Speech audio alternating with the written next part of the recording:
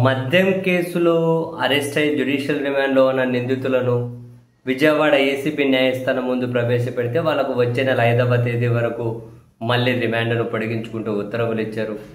ఈ క్రమంలో చెవిరెడ్డి భాస్కర్ రెడ్డి గారు ఆ కోర్టు నుంచి మళ్ళీ జైలుకు తరలించే క్రమంలో మీడియాకు ఒక లేఖ విడుదల చేశారు.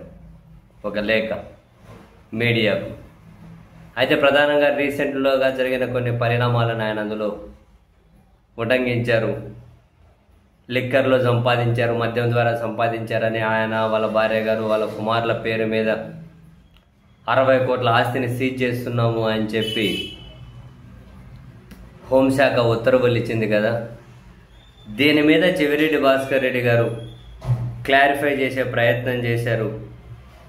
ఆలస్యంగానైనా న్యాయం గెలుస్తుందని, న్యాయస్థానాలపై నమ్మకం ఉందని, చంద్రబాబు నాయుడు గారు నా పైన, మా కుటుంబం పైన పూర్తిగా బురద జల్లడమే పనిగా పెట్టుకొని ఈ విచారణ సంస్థలతో ఇదంతా చేయిస్తున్నారని, నా జీవితంలో మద్యం అనే మాటకు చోటు లేకున్నా అన్యాయంగా తప్పుడు కేసులో ఇరికించారని, ఆ లేఖలో ఆయన 157 రోజులుగా శిక్ష అనుభవిస్తున్నానని ఆ న్యాయమూర్తి ముందు కూడా ఈ విషయాలన్నీ చెప్పారు. అండ్ ఆ తర్వాత ఒక లేఖ విడుదల చేశారు. ఆ లేఖలో ఆయన ఏమంటారంటే, నా మొత్తం ఆస్తి 8 కోట్ల రూపాయలు అయితే దాన్ని 60 కోట్లుగా వీళ్ళు దుష్ప్రచారం చేస్తున్నారు అంటున్నారు. ఒక మారుమూల పల్లెలో 100% ప్రభుత్వ మాస్టర్ ప్లాన్ రోడ్డులో పోయిన ఎందుకు పనికిరాని 2 ఎకరాల స్థలం విలువ 35 కోట్లు అని రాసి జప్తు చేయమంటున్నారు. మా రియల్ ఎస్టేట్ వృత్తిలో భాగంగా ఎప్పుడో కొని అమ్మేసిన ఫ్లాట్లను కూడా జప్తు చేయమంటున్నారు. మా మొత్తం ప్రభుత్వ ఆస్తుల విలువ 8 కోట్లు అయితే వాటి మార్కెట్ విలువ 60 కోట్లు అంటున్నారు. 8 కోట్లు మాకు ఇస్తే మనస్ఫూర్తిగా ఆ మొత్తం ఆస్తి ఇచ్చేస్తాం.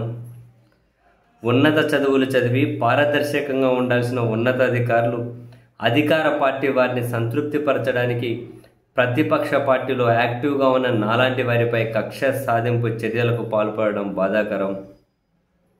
సిట్ పరిశీలనలో మా వ్యాపారాలకు, మా ఆస్తులకు లిక్కర్తో సంబంధం లేదని తేలిన తర్వాత కూడా అవాస్తవాలతో మా కుటుంబం మొత్తంపై బురద జల్లడం అన్యాయం. అబద్ధపు రాతలు, అసత్యపు ప్రచారాలతో మా కుటుంబంపై బురద జల్లుతూ ఉన్నారు.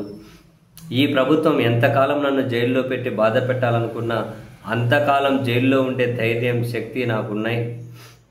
అయితే అందులోని వాస్తవాలకు బయటకు చెప్పి శిక్ష అనుభవించాలన్నదే నా సంకల్పం. 3 దశాబ్దాలుగా రియల్ ఎస్టేట్ వ్యాపారం చేసుకుంటున్నా. నాకు తెలిసిందల్లా రికార్డులు పక్కాగా ఉన్న భూములను కొనడం, అమ్మడం మాత్రమే.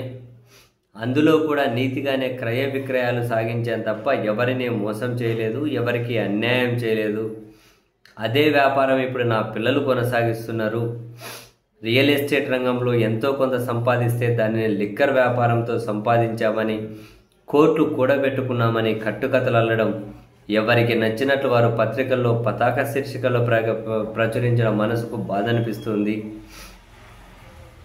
భగవంతుని మీద, భగవద్గీత మీద ప్రమాణం చేసి చెబుతున్న నా కుటుంబంలో తండ్రిని, తమ్ముడిని మా నుంచి దూరం చేసిన లిక్కర్ జోలికి జీవితంలో వెళ్ళనని మా అమ్మకు మాటిచ్చా.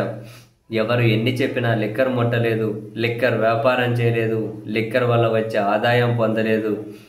ఏదైతే నా జీవితంలోకి రాకూడదని భావించానో అదే లిక్కర్ కేసులో అక్రమంగా ఇరికించి అన్యాయంగా హింసిస్తున్నారు.